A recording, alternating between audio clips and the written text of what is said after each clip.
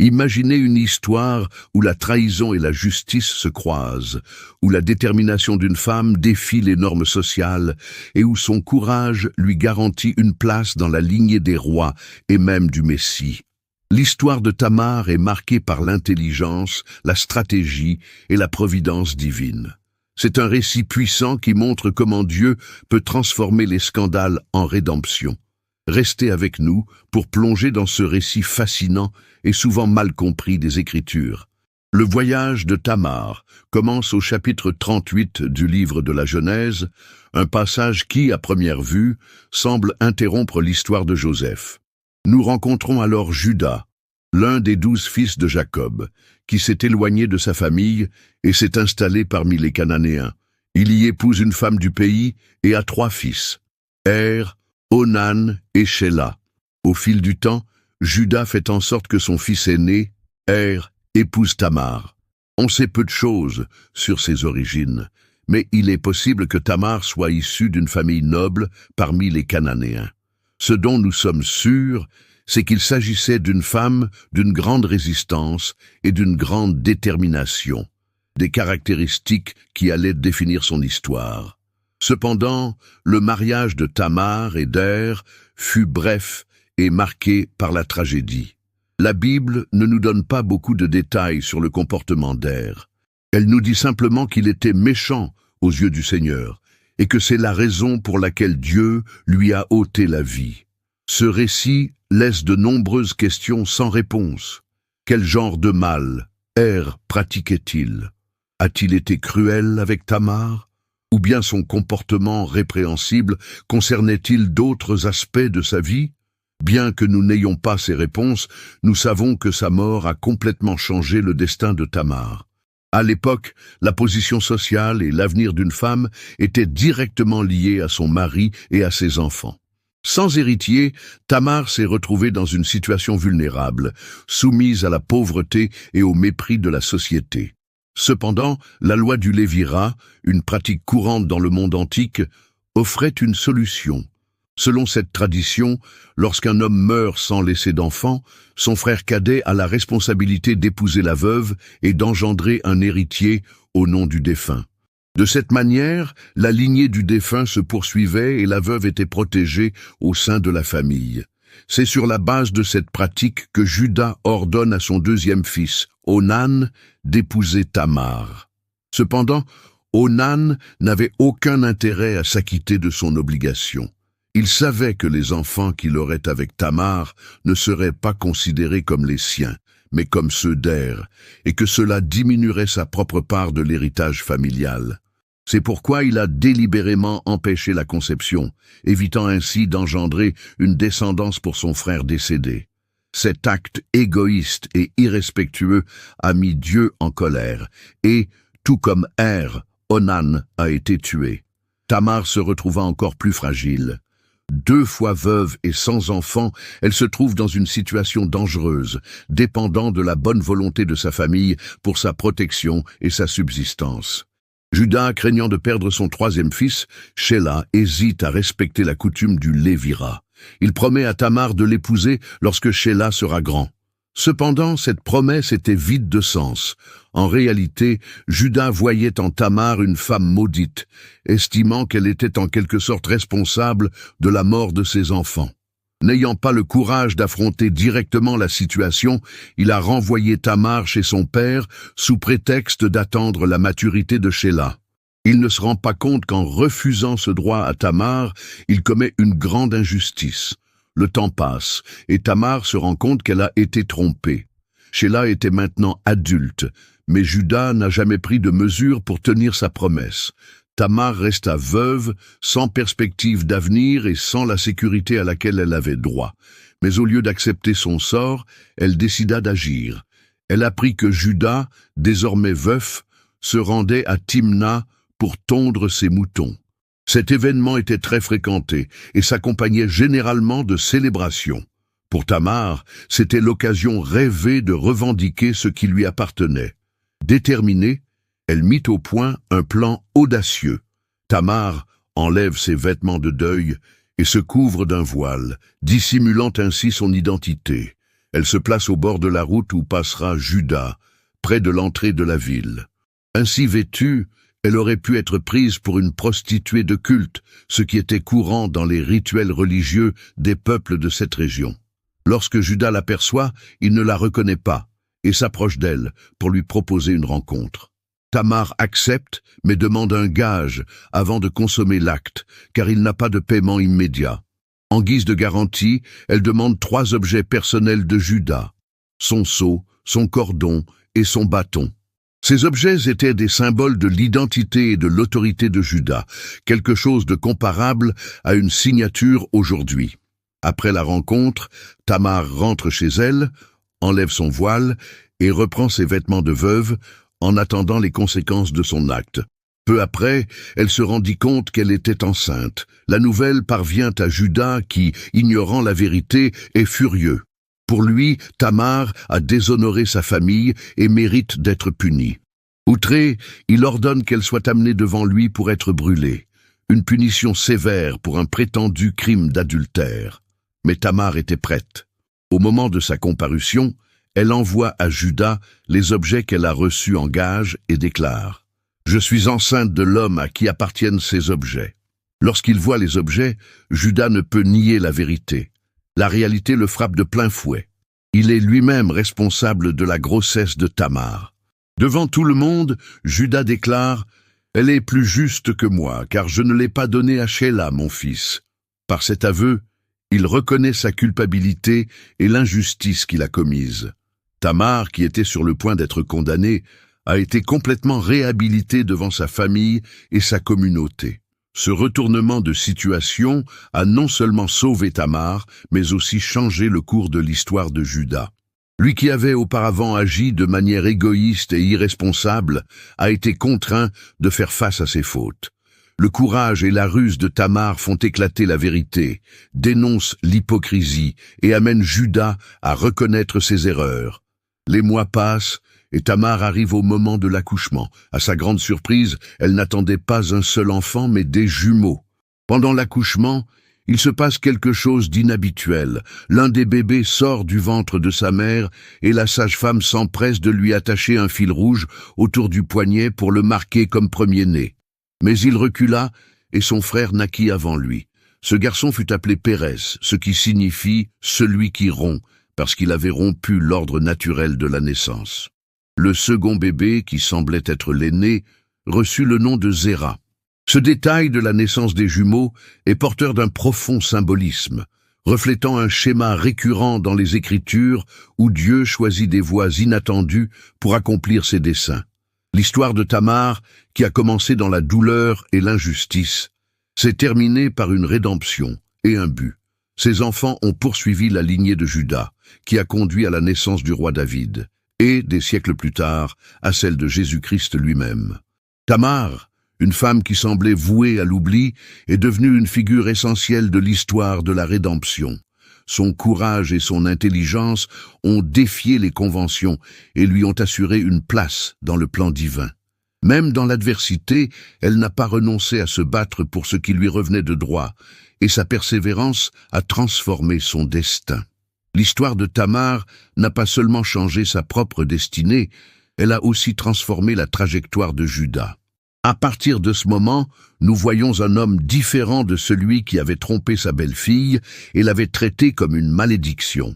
Judas a commencé à agir de manière plus responsable et est devenu un acteur clé dans l'histoire du peuple d'Israël. L'impact de ce changement se fait sentir plus tard, lorsque Judas et ses frères sont confrontés à une crise majeure. Pendant la famine qui ravage le pays, ils se rendent en Égypte à la recherche de nourriture et se retrouvent face à Joseph, le frère qu'ils avaient vendu des années auparavant. Ignorant qu'il se trouve devant lui, il le supplie de les aider. À ce moment-là, Judas a changé de cœur. Dans un acte de sacrifice, il s'est offert en garantie à la place de son frère Benjamin, ce qui était impensable pour le Judas d'autrefois. Ce geste montre qu'il a appris de ses erreurs et qu'il a mûri. Sa rencontre avec Tamar a été le tournant qui l'a conduit à devenir un homme plus juste, digne de sa future position dans l'histoire. Mais l'héritage de Tamar ne s'est pas limité à changer Judas. Ses fils, Pérez et Zéra, ont marqué le début d'une lignée qui allait devenir fondamentale dans l'histoire biblique. Pérez, en particulier, a joué un rôle de premier plan. Tout au long de l'Ancien Testament, ses descendants sont devenus les principaux membres des tribus de Juda. Des années plus tard, lorsque les Israélites reviennent de l'exil à Babylone, les chefs de la lignée de Pérez sont reconnus comme des personnages importants dans la restauration de Jérusalem. Cela montre que l'influence de Tamar n'a pas été éphémère, mais qu'elle s'est maintenue au fil des générations. L'histoire de Pérez et de Zérak reflète également un schéma qui apparaît à plusieurs reprises dans la Bible. Dieu choisit l'improbable pour accomplir ses desseins. À plusieurs reprises, le plus jeune fils surpasse l'aîné, rompant ainsi avec la tradition de l'époque. C'est ce qui s'est passé avec Jacob, qui a pris la bénédiction d'Ésaü, avec Joseph, qui est devenu le chef de l'Égypte au détriment de ses frères aînés, et plus tard avec David, le plus jeune fils d'Isaïe, choisi par Dieu pour devenir roi. Pérez a suivi le même schéma.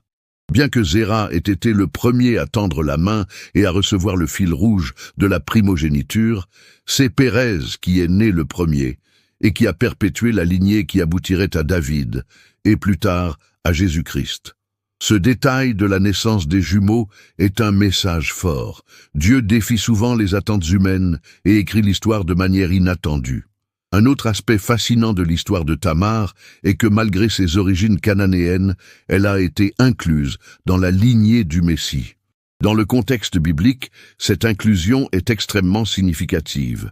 Dans l'évangile de Matthieu, lorsque la généalogie de Jésus est présentée, Tamar est l'une des rares femmes mentionnées, aux côtés de Rahab, Ruth, Bethsabée et Marie. Toutes avaient un passé marqué par des défis et des circonstances inhabituelles, mais Dieu les a choisies pour faire partie de son œuvre rédemptrice.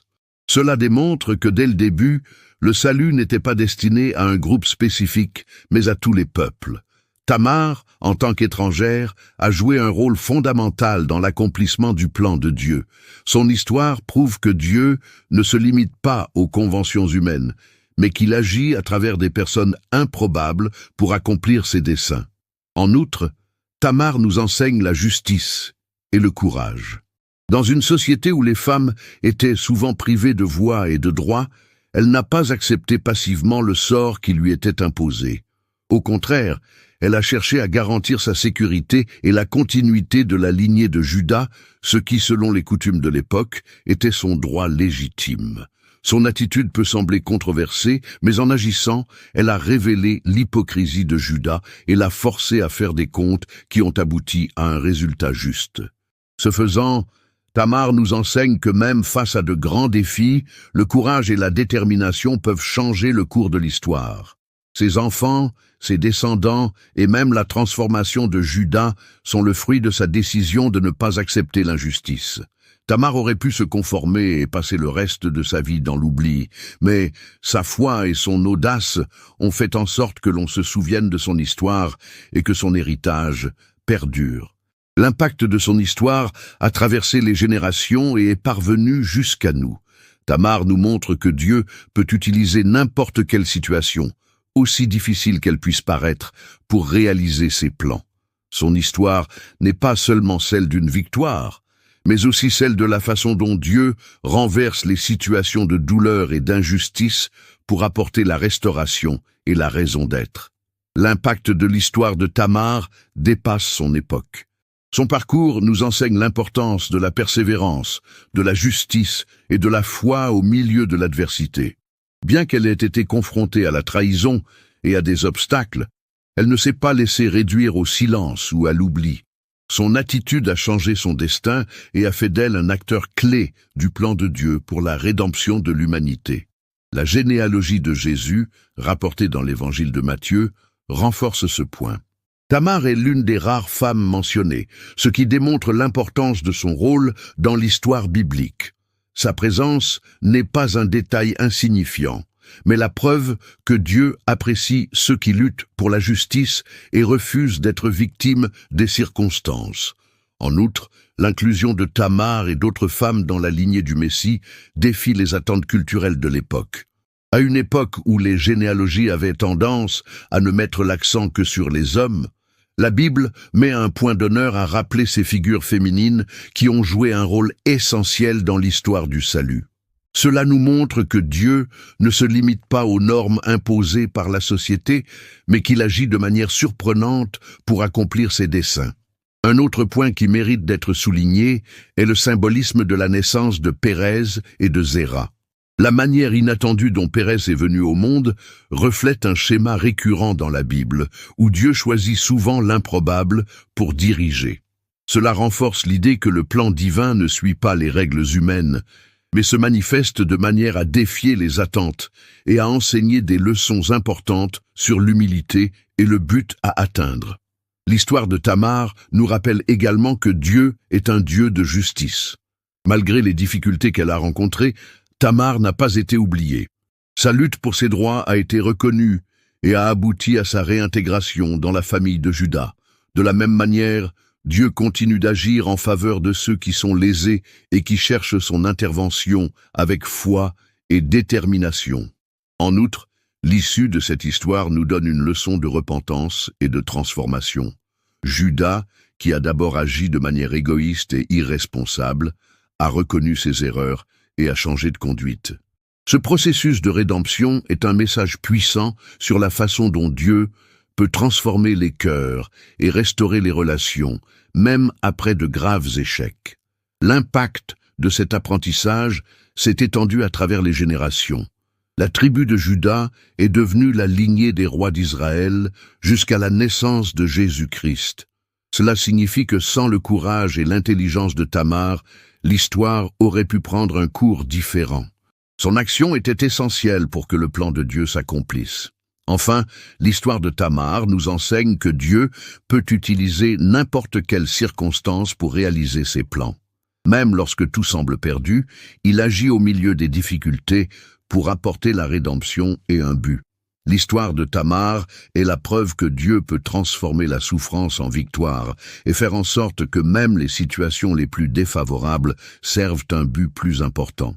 Si cette histoire vous a inspiré, imaginez combien d'autres leçons nous pouvons tirer de l'exploration des Écritures.